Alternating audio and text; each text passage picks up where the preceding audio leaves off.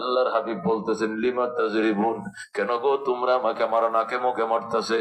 আল্লাহু আকবার। তায়েফের যুবকরা কয় ইনতা মাজনুন, তুমি পাগল। নবী কল্লাস্তু বিমজনুন, আমি পাগল নই, ওয়ালাকিন্নী আবদুল্লাহ ওয়া রাসূলুহু, আমি আল্লাহর বান্দা এবং রাসূল।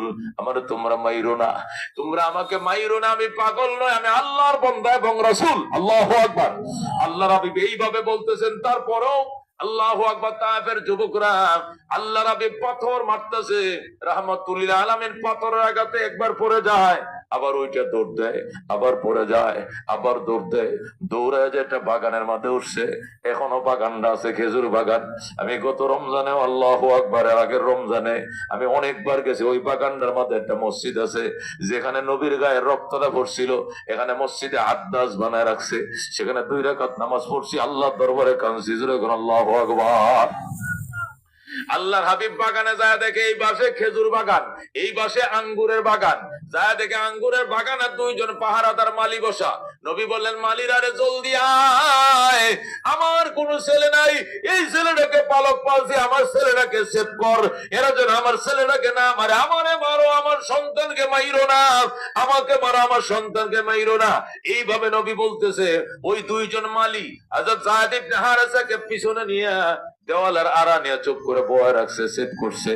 নবীরে ফিরেই সেভ করতে আসছে। কাফেররা মানে না, হাজার হাজার যুবক পাথর মারা শুরু করছে। পয়গম্বরকে পাথর মারতে মারতে অজ্ঞান করে ফেলছে। নবীজি জ্ঞান হারায় গেছে, আবার চোখ খুলছে, আবার দেখে পাথর মারতেছে। নবী কাঁদতেছে, মাইরো না ভাই, রোনা কাফের, মাইরো না, আমি নবী, আমি নবী, পাগল না। আল্লাহু আকবার।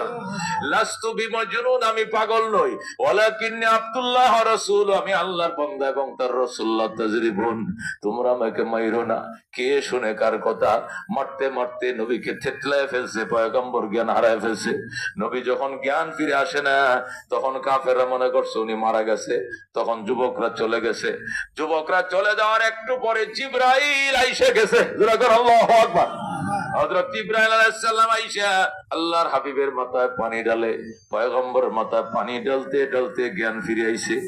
নবীজি চোখ খুলে দেখে জিবরাইল পানি ঢালে। আল্লাহর হাবিবের ভিতরে অভিমান আইসে গেছে।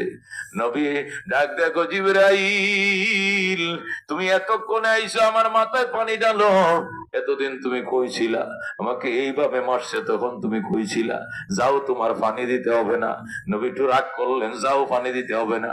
জিবরাইল বলে, ইয়া রাসূলুল্লাহ, হাবিব আল্লাহ,